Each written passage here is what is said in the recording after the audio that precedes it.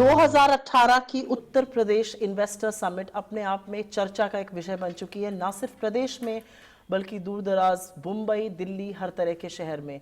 पूछते हैं उसके चीफ आर्किटेक्ट से, माननीय मुख्यमंत्री उत्तर प्रदेश सरकार योगी आदित्यनाथ जी से, कि उसके पीछे क्या उद्देश्य है, क्या लक्ष्य है और क्या वो अचीव करना चाहते हैं। धन्यवाद मुख्यमंत्री जी आपसे बात करने के लिए। पहली बार ऐसा लगता है कि लोग उत्तर प्रदेश को सीरियसली लेने लगे हैं। आप बात करिए तो लोग यहाँ के उद्यम की बात कर रहे हैं, लोग यहाँ के उद्योग की बात कर रहे हैं। इस समिट का जिस पैमाने पे आप कर रहे हैं, जिस तरह का आप इसको प्रचलित कर रहे हैं, इसका उद्देश्य क्या मान के चल रहे हैं, क्या लक्ष्य है? देखिए, हमारा स्पष्ट कहना है कि उत्तर प्रदेश देश का सबसे बड़ा राज्य है, सबसे बड़ी आबादी है तो सबसे बड़ा मार्केट भी है जी। सबसे बड़ा मार्केट है तो सबसे बड़ा इन्वेस्टमेंट भी होना चाहिए, यूपी में होना चाहिए। और ये इसलिए होना चाहिए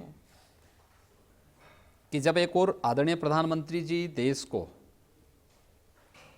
दुनिया की सबसे बड़ी आर्थिक महाशक्ति के रूप में स्थापित करने के लिए अहरनिश प्रयास कर रहे हैं, तो उत्तर प्रदेश की भी अपनी भूमिका होनी चाहिए। बिल्कुल। और बगैर उत्तर प्रदेश के आगे बढ़े देश का विकास कहीं ना कहीं बाधित होगा। बिल्कुल।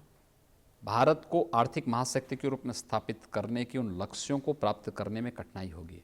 इसलिए उत्तर प्रदेश अपनी उस भूमिका के साथ आगे आया है कि निवेश फ्रेंडली माहौल हम देंगे और उसको रोजगार के साथ जोड़ेंगे।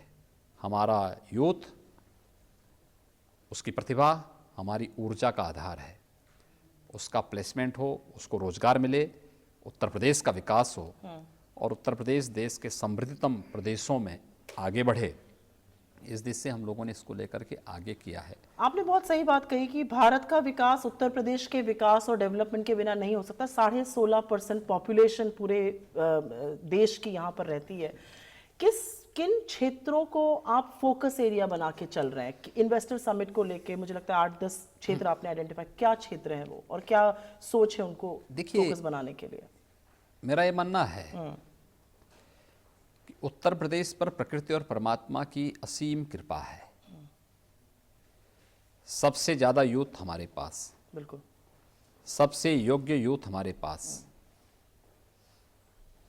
सबसे अच्छा कनेक्टिविटी हमारे पास, सबसे अच्छा वाटर रिसोर्सेज हमारे पास, सब कुछ हमारे पास होने के बावजूद हम पीछे क्यों होंगे? फूड ग्रेन में नंबर 1 पर हम हैं, शुगर केन में नंबर 1 पर हम हैं, एमएसएमई में यूपी नंबर 1 पर, तो हम पीछे क्यों रहेंगे? हमने अपनी औद्योगिक एवं रोजगार निवेश की अपनी पॉलिसी तैयार कर की है, हमने टेक्सटाइल की अपनी पॉलिसी दी है, फूड प्रोसेसिंग की अपनी दी है, एमएसएमई, आईटी, एविएशन और भी फार्मा का है, डिफेंस सेक्टर का है, इन सब की, टूरिज्म का है, इन सभी को हम लोग अपनी लॉन्च कर चुके हैं जी। और मेरा ये दृढ़ विश्वास है कि हमने लगभग 15-16 पॉलिसीज विभिन्न सेक्टर की जो अपनी तय की हैं, ये देश की बेहतरीन पॉलिसियों में एक हैं। और प्रदेश के अंदर जिस प्रकार का वातावरण निवेश के लिए चाहिए, हम लोग पिछले 10 महीनों में इसको बनाने में काफ़ी हद तक सफल हुए हैं और उद्योगपतियों में, उद्यमियों में इसके प्रति एक आकर्षण भी देखने को मिला है।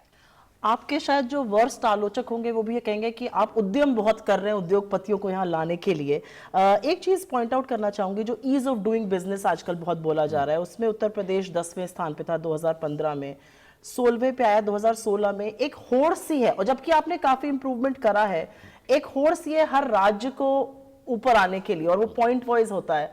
तो कहीं पर आपको ये थोड़ा दुख होता है, कहीं पर थोड़ा फ्रस्ट्रेशन होता है कि इतने लोग हैं, इतना उद्यम है और फिर भी हम ईज ऑफ डूइंग बिजनेस में भी नीचे हैं। ईज ऑफ डूइंग बिजनेस में जब हम लोग आए थे, हम 17वें नंबर पर जी, थे। जी। आज हम 7वें नंबर पर हैं।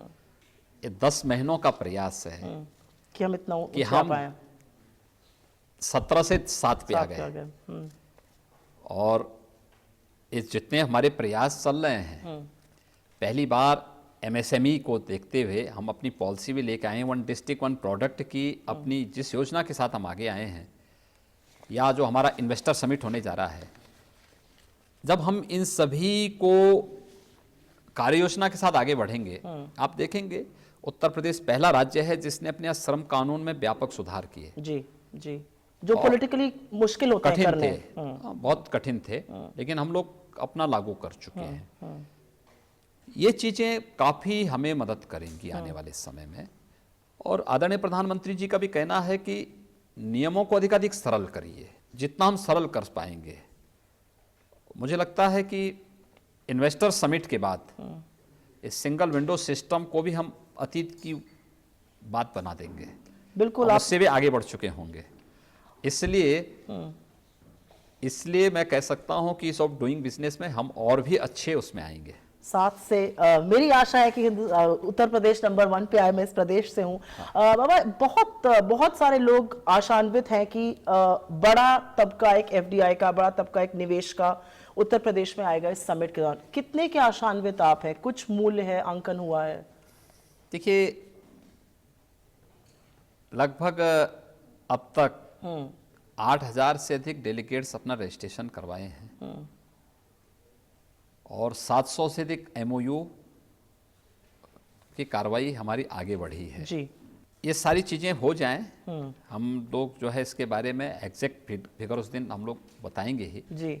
लेकिन बहुत अच्छे उत्साहवर्धक अब तक के परिणाम हैं। और मेरा ये मानना है कि अब तक का सबसे अच्छा इन्वेस्टर समिट होगा ये। हमारे सामने इन्वेस्टर समिट के बाद जो एमओयूज होंगे, इसको इम्प्लीमेंट करना हमारे सामने एक सबसे पहला कार्य होगा।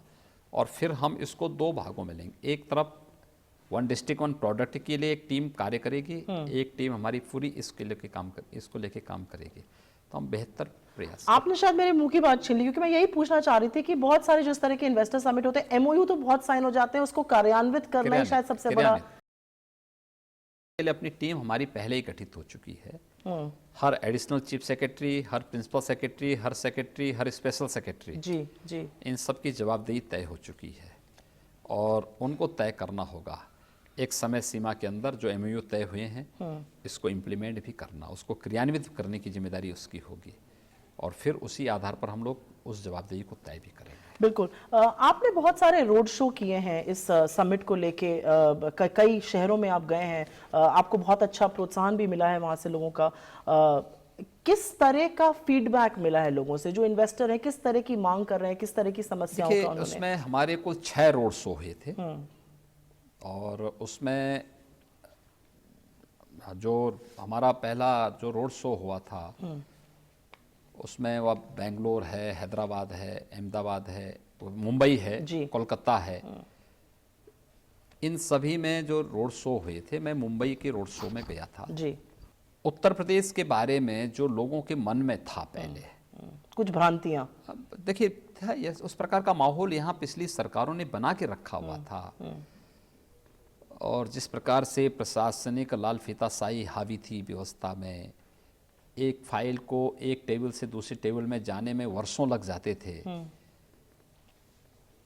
लॉ एंड ऑर्डर की स्थिति बहुत खराब थी। मैं जब मुंबई में गया था, देश के टॉप के जो हमारे उद्योगपति हैं उनके साथ जब मेरी बैठक हुई, अलग अलग बैठक हुई, लोग अलग अलग भी मिले, उनके साथ जब बातचीत हुई, वे स्वयं बहुत उत्साहित थे उत्तर प्रदेश को लेकर के।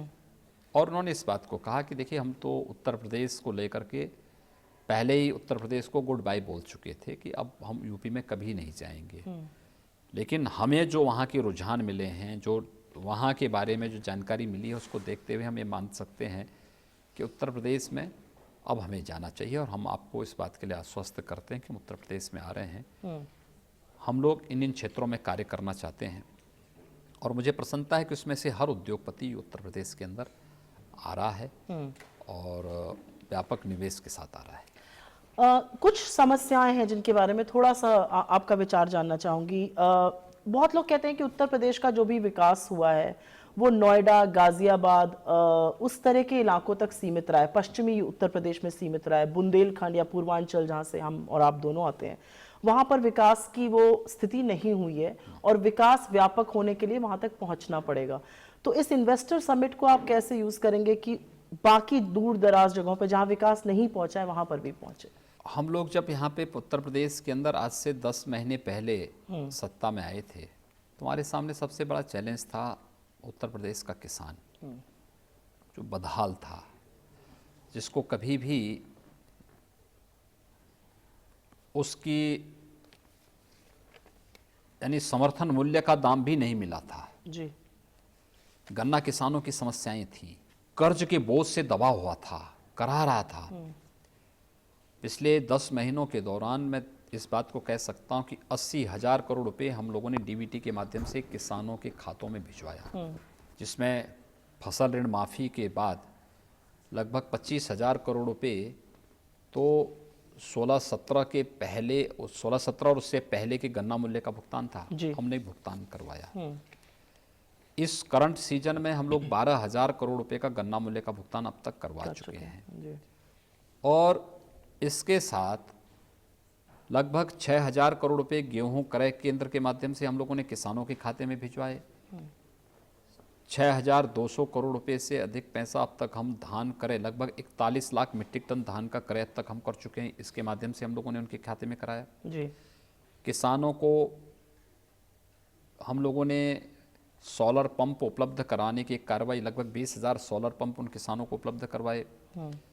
किसानों को ड्रिप इरिगेशन के साथ जोड़ने, समय पे खाद, समय पे बीज मिले, उनको हम लोगों ने ऑर्गेनिक फार्मिंग की दिशा में एक नए प्रयास हुए थे, बेहतर प्रयास उसमें हुए और वो कार्यक्रम हमारे चल रहे हैं। आने वाले 6 महीने के दौरान हमारा प्रयास है कि 1 लाख हेक्टेयर अतिरिक्त भूमि को सिंचित करने की व्यवस्था हम लोग उत्तर प्रदेश के अंदर करने जा रहे हैं। किसान को पहली बार उत्तर प्रदेश के अंदर 18 घंटे गाँव में बिजली मिल रही है। किसान के साथ साथ यूथ को लेकर के हम लोगों ने कार्य अपना प्रारंभ किया, महिलाओं के लिए अपने कार्यक्रम प्रारंभ किए। अब फोकस है हमारा उत्तर प्रदेश के इंफ्रास्ट्रक्चर के डेवलपमेंट के लिए। जिन 2 क्षेत्रों की आप बात कर रहे हैं जो सबसे पिछड़े हैं, यूपी के जो 4 प्रमुख पार्ट हैं उसमें से 2 क्षेत्र जो अभी पिछड़े हैं, एक पूर्वांचल का, दूसरा बुंदेलखंड का। इन दोनों को हम एक्सप्रेसवे के साथ जोड़ रहे हैं और एक्सप्रेसवे के साथ जोड़ने के साथ साथ इसमें व्यापक एक औद्योगिक क्लस्टर स्थापित करने की कार्रवाई और उसमें लैंड बैंक की कार्रवाई हमारी चलने जा रही है। जैसे ईस्टर्न यूपी में प्रधानमंत्री जी ने फर्टिलाइजर कारखाना जो 26 वर्ष पहले बंद हो गया था, उसको फिर से नया कारखाना वहाँ लग रहा है। एम्स गोरखपुर में दिया है, लेकिन साथ साथ सेकंड जनरेशन के इथेनॉल प्लांट के लिए एक कार्रवाई वहाँ के लिए हमारी प्रारंभ हो चुकी है। पूर्वी उत्तर प्रदेश की अर्थव्यवस्था का सबसे बड़ा आधार था वहाँ की चीनी उद्योग। जी। हमने फिर से उस दिशा में कार्य प्रारंभ किया है। उस कार्रवाई को हम आगे बढ़ा रहे हैं।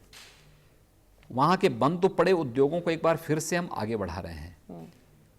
दूसरा एक्सप्रेसवे हम लोग देने जा रहे हैं बुंदेलखंड को। बुंदेलखंड में आगरा से चित्रकूट और उसको हम जोड़ेंगे झांसी के साथ भी, और फिर चित्रकूट से इलाहाबाद तक। उसमें हम डिफेंस कॉरिडोर के रूप में उसको हम लोगों ने, मैं वही आपसे सवाल पूछने जा रही थी। आप निर्मला सीतारमण जी से भी मिले थे, आपने पहल करी है डिफेंस कॉरिडोर के आने की। कितने आशान्वित हैं आप कि उत्तर प्रदेश में आ पाएगा डिफेंस कॉरिडोर? बिकॉज डिफेंस अपने आप में उद्योग ऐसा है कि वो बहुत एंसिलरी यूनिट्स वगैरह उससे बनती हैं। हाँ, मैं तो पूरी तरह आश्वस्त हूँ।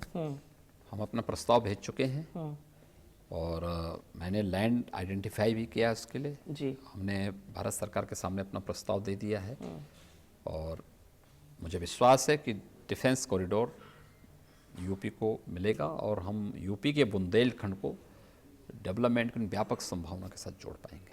आपने बिजली की एक बात करी और ये बिल्कुल सही बात है कि बिजली अब ज़्यादा आती है और बिजली का उत्पादन भी ज़्यादा हुआ है, यहाँ पर ट्रांसमिशन भी ज़्यादा हुआ है। जो लोग बात करते हैं दरें थोड़ी और भी ज़्यादा हो गई हैं। दरें नहीं बढ़ी हैं, देखिए सामान्य उपभोक्ता की नहीं बढ़ी। यहाँ पे हम लोगों ने ग्रामीण क्षेत्र में 80 पैसे से 1 रुपये 10 पैसा किया है। कुछ लोगों ने हो हल्ला मचाने का प्रयास किया, लेकिन मैंने किसान यूनियन के प्रतिनिधियों को बुलाया था। मैंने उनसे कहा, मैंने कहा भी देखो, अगर हमारा पावर कॉरपोरेशन इसी प्रकार से घाटे में चलता रहा तो एक समय वो बंद हो जाएगा। बिल्कुल। हमें बिजली 6 रुपये 57 पैसे में मिल रही है, हम आपको 1 रुपये 10 पैसे में दे रहे हैं। अब आप बताइए कि 80 पैसे से 1 रुपये 10 पैसा बढ़ाया गया है, बहुत ज़्यादा नहीं बढ़ाया गया है, मात्र 30 पैसा बढ़ाया गया है। और इस 30 पैसे को देने में भी अगर आप ये करेंगे, आज बिजली मिल रही कि नहीं मिल रही है? उन्होंने कहा बिजली मिल रही है। पहले बिजली मिलती थी? नहीं। जब पहले बिजली नहीं मिलती थी, वो डीजल से पंपिंग सेट चला करके 25 रुपये पर यूनिट उसको मिलता पड़ता था जी। आज उसको 1 रुपये 10 पैसे पर यूनिट पड़ रहा है जी। तो 25 रुपये में और 1 रुपये 10 पैसे में बिल्कुल वही अंतर है। वो खुश है, उसको बिजली चाहिए। और लोग कहते हैं कि विकास के लिए बिजली का सबसे पहला स्टेप बिजली होता है। आपसे एक बात पूछना चाहूंगी, बहुत सारे विशेषज्ञ जो उत्तर प्रदेश की आर्थिक व्यवस्था पे बात करते हैं वो ये जरूर कहते हैं कि उत्तर प्रदेश लैंडलॉक्ड है, लेकिन नदियां बहुत हैं और उस तरह का एक नदियों को यूज करके, एक रिवर कनेक्टिविटी को यूज करके डेवलपमेंट किया जा सकता है। ये कहीं आपके हमारे यहाँ शुरू होने जा रहा है। देश का पहले नदी जोड़ो अभियान उत्तर प्रदेश से शुरू होने जा रहा है। उत्तर प्रदेश और मध्य प्रदेश, केन और बेतवा को आपस में जोड़ने जा रहे हैं। उत्तर प्रदेश के अंदर मेरा अनुमान है कि बुंदेलखंड का हम लोग लगभग 45 से 50 हजार हेक्टेयर लैंड को उससे सिंचित करेंगे उत्तर प्रदेश की, और लगभग इतना ही भूमि मध्य प्रदेश की भी उससे सिंचित होगी। तो ये कार्य हम यहाँ पहले करने जा रहे हैं। इसको क्रियान्वित करने के बाद फिर हम अन्य जगह भी देखेंगे इसके बारे में। 2-4 सवाल आपसे पूछना चाहूंगी। ब्रांड उत्तर प्रदेश, आजकल ब्रांड का बड़ा जमाना है। अगर आपकी ब्रांड हो गई तो आपका माल चलने लगता है। उत्तर प्रदेश हिस्टोरिकली ऐसा रहा है कि हमको एक बीमारू क्षेत्र कहा जाता था, जो सुनने में बहुत कहीं पे बहुत आहत होता है कि आप इस क्षेत्र से हैं। लेकिन ब्रांड यूपी बनने की जो तैयारी है, आपको लगता है इस इन्वेस्टर समिट से शुरू हो जाएगी? एकदम होगा। और मेरा मानना है कि उस क्षेत्र में यूपी पहले से ही नंबर 1 पर था। पिछले 15 वर्षों के राजनीतिक नेतृत्व ने परिवारवाद, जातिवाद, भ्रष्टाचार, अराजकता, इसके कारण उत्तर प्रदेश की छवि को खराब किया है। एमएसएमई में उत्तर प्रदेश नंबर 1 पर है और हम नंबर 1 पर फिर उसको ला करके रहेंगे। हमारे पास वाटर रिसोर्सेज सबसे अच्छे हैं, देश का सबसे बेहतरीन कनेक्टिविटी हमारे पास है। मैं सुन के बड़ी अचंभित थी कि सबसे ज्यादा एक्सप्रेसवे उत्तर प्रदेश में। हाँ, मैं वही कह रहा हूँ ना, सबसे अच्छी संभावनाएं हमारे पास हैं। और उत्तर प्रदेश में हम लोग 3 नई मेट्रो देने जा रहे हैं, कानपुर, आगरा, मेरठ में जी। एक इंटरनेशनल एयरपोर्ट जेवर में देने जा रहे हैं।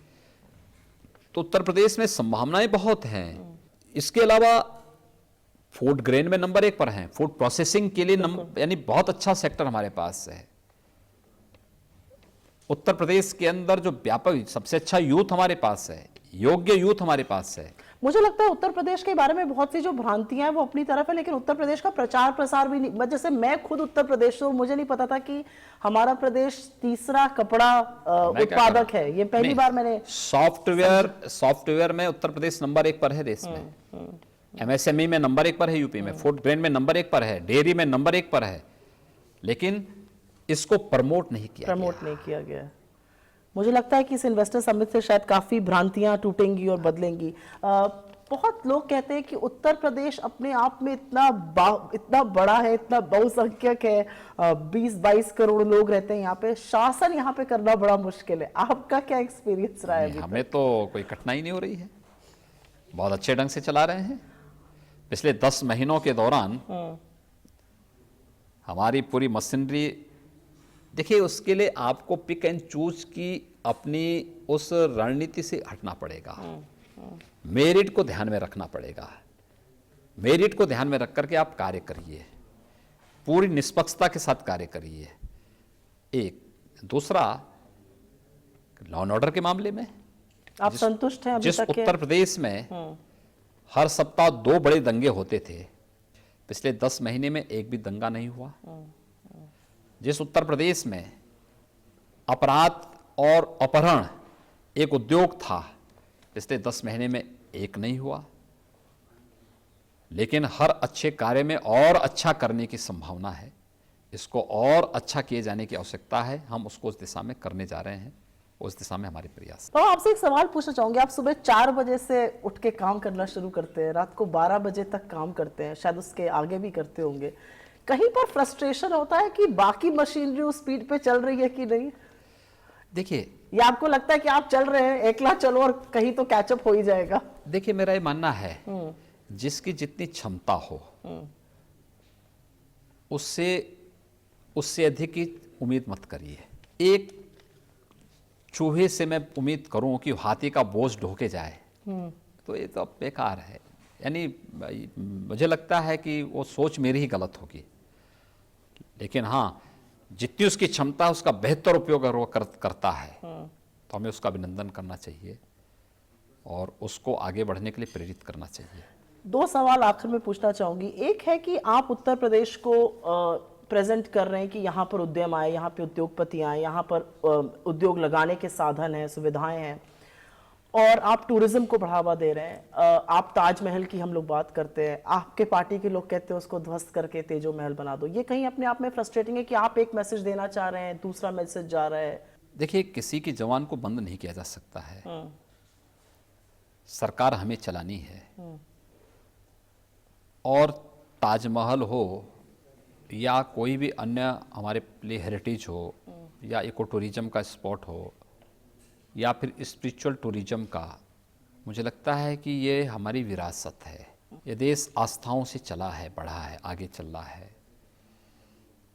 लेकिन हमें इसके साथ साथ रोजगार को भी जोड़ना है और उत्तर प्रदेश इस मामले में बहुत समृद्धशाली है। आप देखेंगे स्पिरिचुअल टूरिज्म में हम कहीं जाते हैं, लोग कहते कहाँ से आए हैं,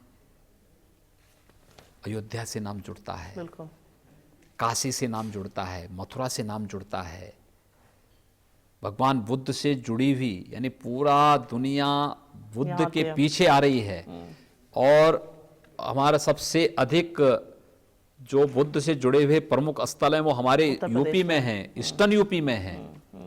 केंद्र सरकार ने जो देश के अंदर सर्किट तय किए हैं टूरिज्म की दृष्टि से, सभी यूपी में हैं। रामायण सर्किट, कृष्णा सर्किट, बौद्ध सर्किट, स्पिरिचुअल सर्किट, ये सब तो यूपी में है। तो हम इसको एक अपॉर्चुनिटी के रूप में क्यों ना लें। और मुझे अच्छा लगा कि जब हम लोगों ने अपने प्रस्ताव सबमिट किए, भारत सरकार की पर्यटन विभाग के द्वारा जो कार्यक्रम घोषित होने थे, कार्यक्रम लागू होने थे, उनमें से आधा पैसा यूपी को आया, क्योंकि इतने सर्किट है यहाँ पे। हाँ, सर्किट है, प्रसाद योजना है, स्वदेश दर्शन का है, इन सब में हम यूपी में लेके आए पैसा।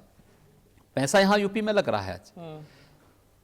इससे पर्यटन को हम अलग अलग क्षेत्र में अलग अलग जो गाइड होने चाहिए उनको प्रशिक्षित करने के कार्यक्रम बना रहे हैं। उनके लिए इंस्टीट्यूट खोलना चाहते हैं, ड्राइविंग ट्रेनिंग इंस्टीट्यूट भी खोलना चाहते हैं और बेहतरीन तरीके से इसको आगे बढ़ा रहे हैं। हमारे पास आप सोचिए इको टूरिज्म का कितने अच्छे अच्छे स्पॉट हैं। आपके महाराजगंज में सोगी बरवा देखिए, आपका दुधवा नेशनल पार्क देखिए, चूका देखिए, कतनिया घाट देखिए, आप बुंदेलखंड में चले जाइए, आप मिर्जापुर सोनभद्र में चले जाइए, कितना अच्छा वो है। लेकिन कभी इसको डेवलप नहीं किया गया। आप हेरिटेज में आइए, ताजमहल हो या फिर आगरा का फोर्ट, किसने बनाया, क्यों बनाया, हम उसमें नहीं जाना चाहते। लेकिन आज वो टूरिस्ट स्पॉट है, टूरिस्ट स्पॉट है, भारत के पैसे से बना है, भारत के कारीगरों ने अपने खून पसीना बहा करके बहाया है। बिल्कुल। और उसका संरक्षण और टूरिस्ट स्पॉट के रूप में उसको प्रमोट करना हमारा दायित्व है। हम इसको करेंगे और इस दिशा में आगे बढ़ रहे हैं। जब आप मुख्यमंत्री बने थे, एक लास्ट सवाल पूछना चाहूंगी। उस दिन भी मैंने आपसे पूछा था कि मैं गोरखपुर के सांसद से बात कर रही हूँ, भावी मुख्यमंत्री से। आप सिर्फ मुस्कुरा दिए थे, आपने जवाब नहीं दिया था। हाँ। और कहीं कहते हैं कि सरस्वती जबान पे बैठ जाती है और फिर 2 महीने बाद ऐसा हुआ। बट एक ये बात पूछना चाहूंगी कि जब आप मुख्यमंत्री बने थे तो बहुत लोगों ने कहा कि ये तो योगी हैं, गेरुआ पहनते हैं, भगवा वस्त्र है, क्या शासन चलाएंगे। ये यूपी इन्वेस्टर समिट उन आलोचकों के लिए जवाब? देखिए, कौन क्या बोलता है, मुझे लगता है कि उसके बारे में जी हमारा कार्य जवाब देगा। 10 महीनों के दौरान यूपी में हमने जो किया है लोग अपने अपने तरीके से उसकी विवेचना करेंगे। मुझे उस पर बहुत परवाह नहीं। मैं केवल ये मानता हूँ कि अंतःकरण से मुझे शुद्ध होना चाहिए, और शुद्ध अंतःकरण से मुझे उत्तर प्रदेश के विकास के बारे में, आदरणीय प्रधानमंत्री जी ने उत्तर प्रदेश के बारे में जो सोचा है उस दिशा में आगे बढ़ना है। मैं भगवान कृष्ण के कर्मयोग पे विश्वास करता हूँ और उसी दिशा में आगे बढ़ रहा हूँ। मेरा ये मानना है कि वन डिस्ट्रिक्ट वन प्रोडक्ट की योजना हो या इन्वेस्टर समिट का, उत्तर प्रदेश की बेहतरी के लिए, उत्तर प्रदेश के यूथ की ऊर्जा और उसकी प्रतिभा का उपयोग करने के लिए, और उत्तर प्रदेश को देश के समृद्धतम प्रदेशों में स्थापित करने के दिशा में एक प्रयास है। हमारा ये प्रयास जितना सफल होगा, हमें ग्लोबल इन्वेस्टमेंट समिट के लिए, ग्लोबल इन्वेस्टर समिट के लिए उतना ही एक अनुकूल वातावरण मिलेगा। बिल्कुल। और उत्तर प्रदेश की इन व्यापक संभावनाओं को उतनी ही नई ऊर्जा प्राप्त होगी। आप अपने लक्ष्य की प्राप्ति करें और उत्तर प्रदेश और भी उद्यमी और भी उद्योग को अट्रैक्ट करें, इसी आशा के साथ धन्यवाद। धन्यवाद आपको, बहुत बहुत बहुत धन्यवाद। धन्यवाद। नमस्कार।